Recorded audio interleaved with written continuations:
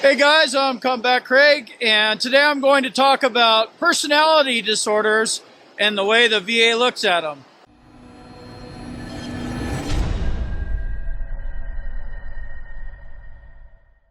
A quick disclaimer, I'm not an accredited agent or affiliated with the Department of Veterans Affairs in any way. I make these videos to educate veterans, and they're for educational purposes only. Do not take what I say as medical or legal advice. Personality disorders are basically mental health disorders that usually start off when you're a kid. Like if you have ADHD or ADD, I guess, that would be a personality disorder. And hopefully you were diagnosed with your problem when you were a kid. This is where the VA gets really tricky and sneaky. You'll realize that you have a mental health condition, and then they will go ahead and blame it on your childhood. So to that, I would say this.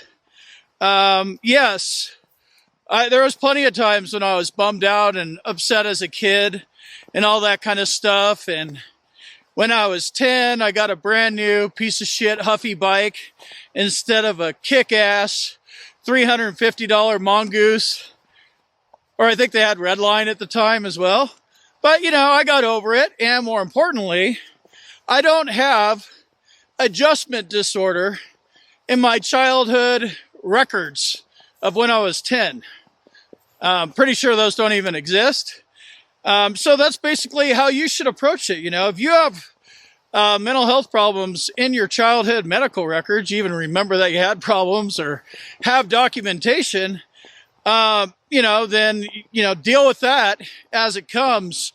But when you go to your psych eval of any kind, whether you choose to sign up with VA Claims Insider, and by the way, if you do want to sign up, combatcraigwins.com, that's where you could go sign up, or send me an email at combatcraig@vaclaimsinsider.com.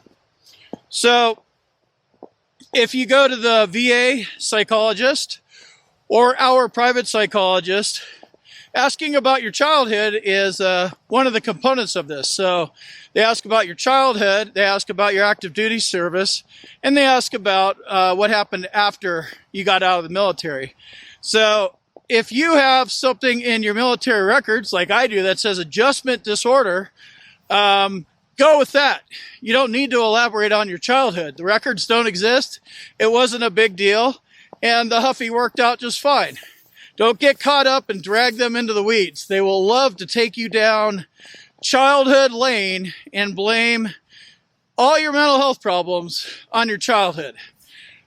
In reality, there's nothing to blame. Our childhood was fine. I know there's a percentage of us that don't fall in that category, but don't let the VA drag you down and say, your personality disorder is a result of your childhood versus your adjustment disorder is part of your PTSD, your major depressive disorder, your generalized anxiety disorder, right? It's caused by that.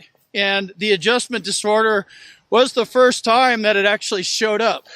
So you want to make sure that you're accurate about that stuff. So my adjustment disorder happened in the military. There's no doubt about that. And that was the start of all my mental health problems.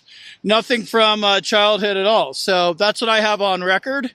And that's what I pointed to when I pulled my C file. That was one of the records the VA considered in my claim, in both of my mental health claims. So the adjustment disorder is clearly written in there. So if you had that, if you got kicked out, had problems, got a bunch of write-ups, the adjustment disorder is a personality disorder, and you need to develop that with your own private psychologist and find out how that adjustment disorder was most likely misdiagnosed, I would say. Definitely in my case, by the time they said adjustment disorder, it was full-blown PTSD.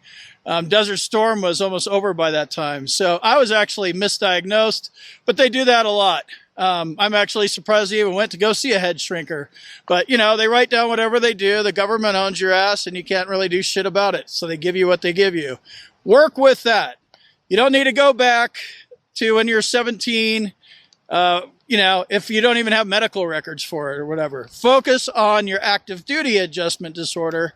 Develop that into your PTSD claim or whatever you're trying to do with it. There's a bunch of different types of disorders. I'm not going to talk about all of them, but there's paranoid personality disorder, antisocial, narcissistic, avoidant personality, obsessive compulsive. Those are just a few of them.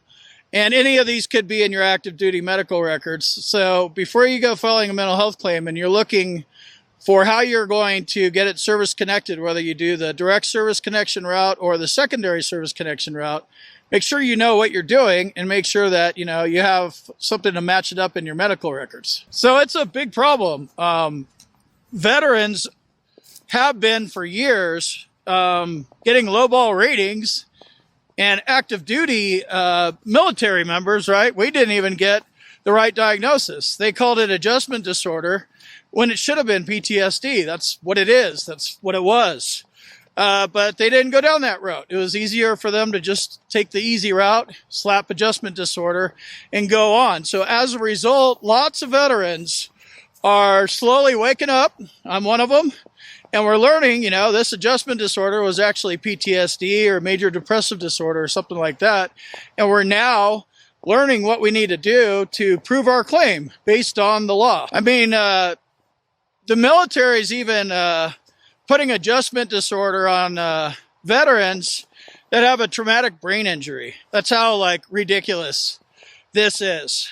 So if you're still on active duty and you have a TBI or you suffered from one and you hit an IED or something like that, make sure you go get yourself checked out and get properly diagnosed. It'll be a lot easier for you when you actually get out.